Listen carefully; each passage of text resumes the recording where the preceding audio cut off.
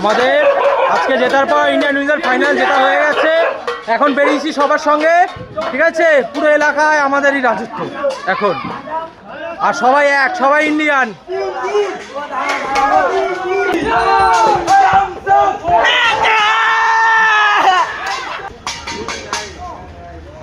জিতে গেছি।